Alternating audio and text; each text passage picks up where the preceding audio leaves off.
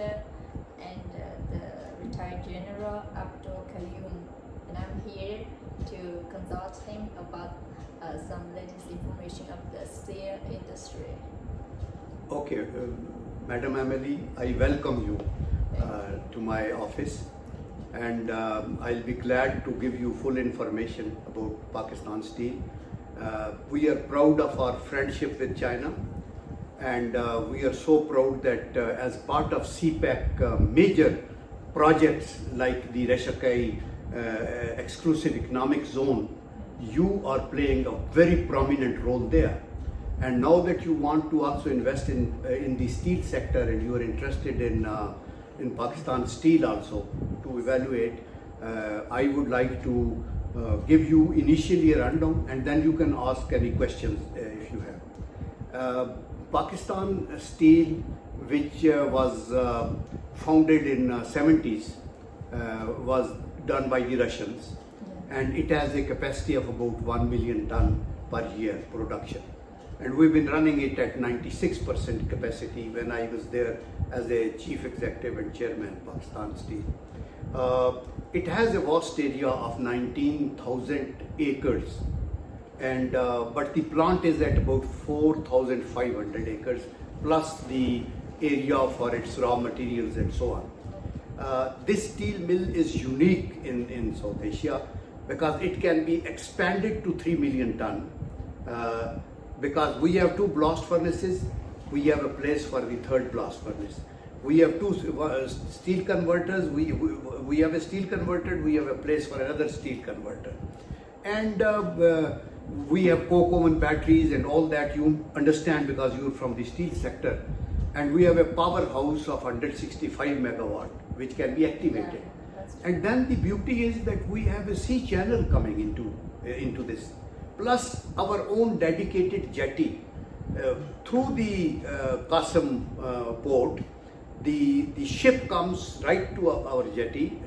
We have a deep place for them to stand, and then they unload there. From there we have a conveyor belt, and 4.5 kilometer conveyor belt it comes there. So therefore I feel it's a coastal based, it's a unique asset. We have run it and we were in profit when I was there, but somehow over a period of time it deteriorated. But the asset is there still, and the mills that were established by the Russians at that time, like in Pakistan, in Turkey, in Egypt and all, they are still working, and this can also work. So this is a golden opportunity, and I would welcome you and the investors from Chinese to come and get in touch with the government of Pakistan and then negotiate with them, because they have to follow certain rules and all. And today the best thing is that there is not much of the manpower left there, because most of them have taken the package and went away. But those are our assets. They are trained people. They are stakeholders. And anybody who comes as an investor, I think he should not only accommodate them gradually, but also look for talented technical people in metallurgy which are available in Pakistan. They should get the preference. So that is what I wanted to say, Rishi. Anything else that you want to ask? Yes.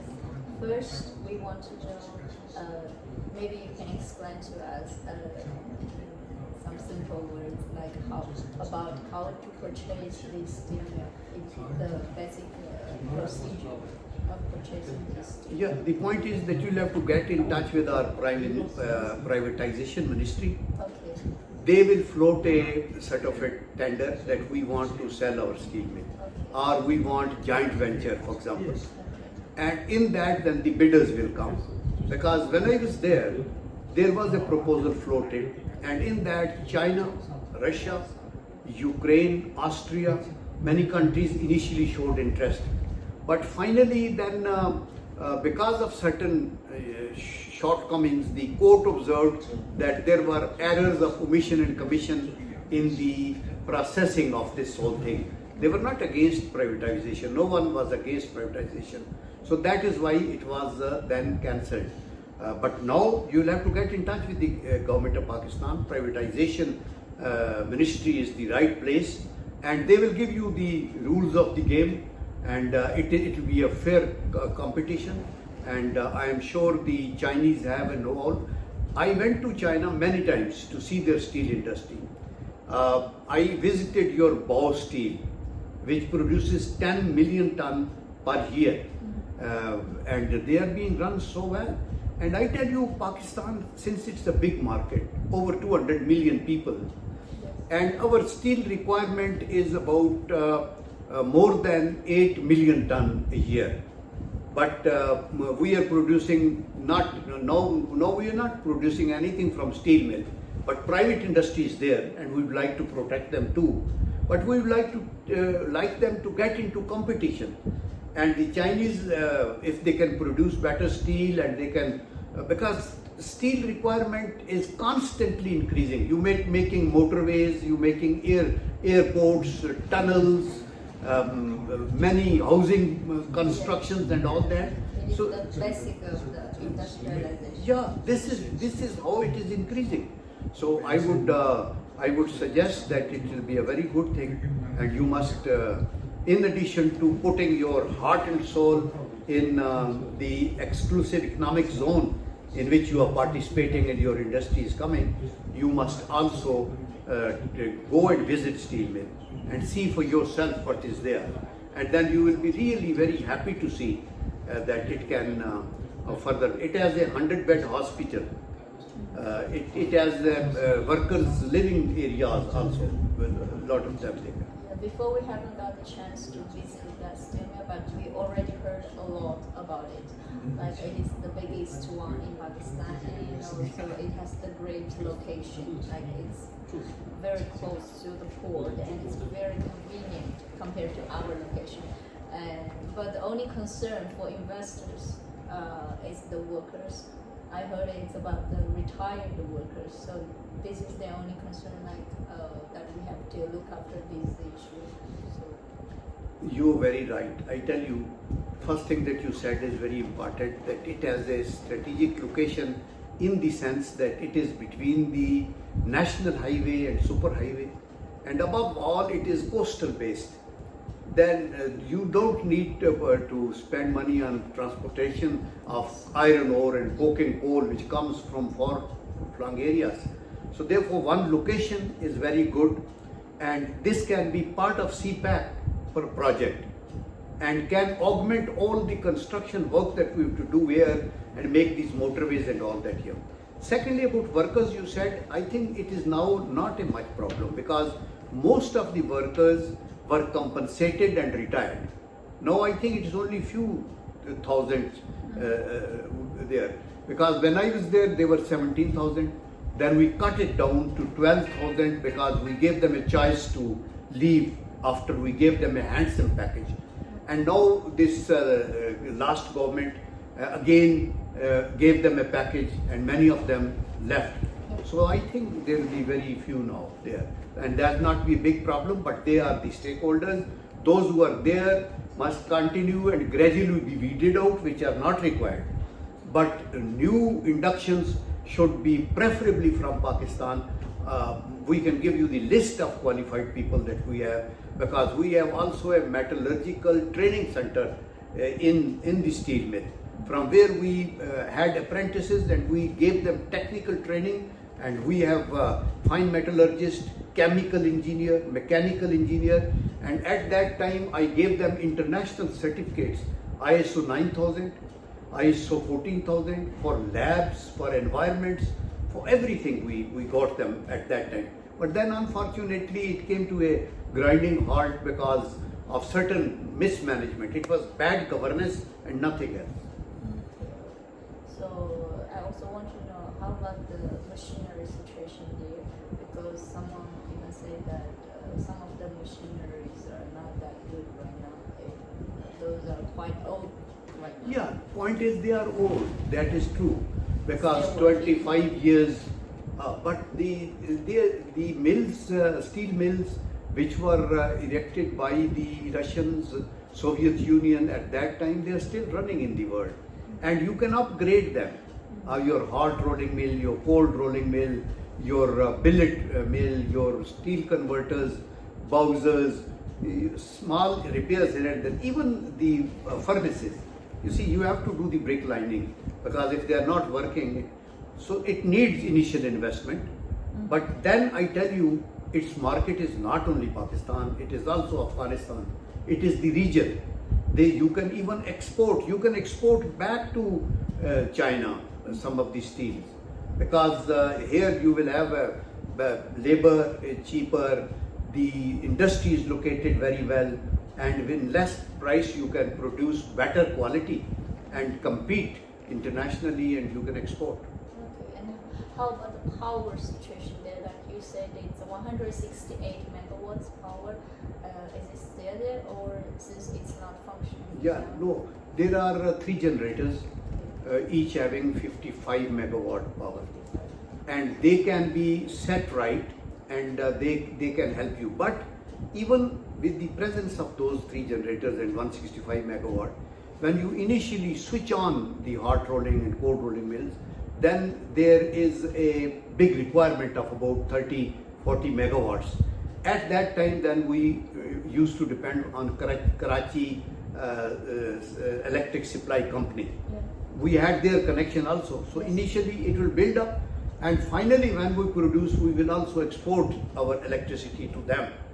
Okay, so Yeah. actually that's like 3 generators. Yeah, here, yeah. that you produce your own power. Yeah, Okay. because we had our own gas from coke oven batteries, Okay. and we were producing our own power. We were producing our own gas.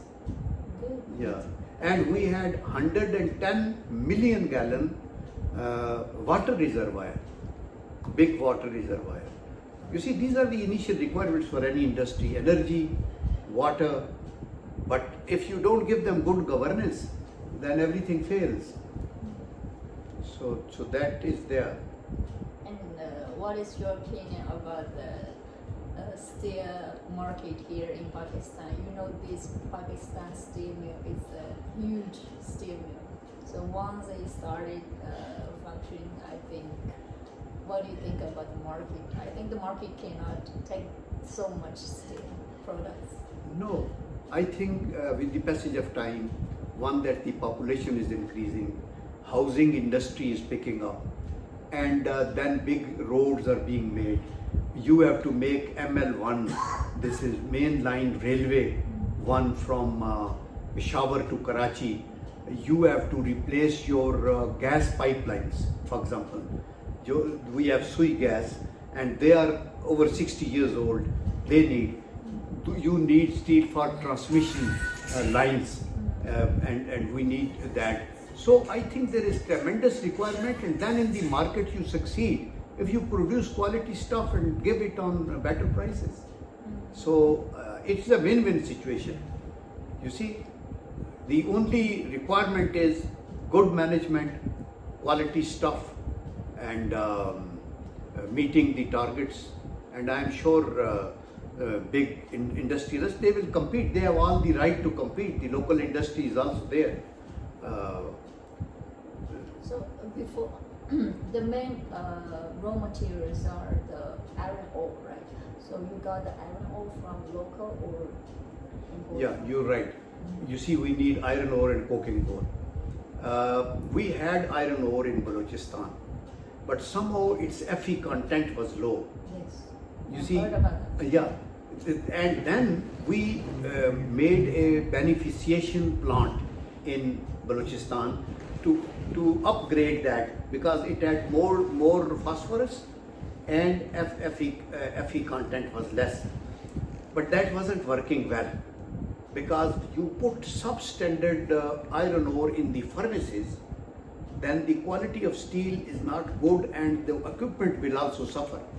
That is why we were mainly importing from South Africa, from Canada, from Venezuela, and these things were coming in ships, and we used to sign contracts for 5 years.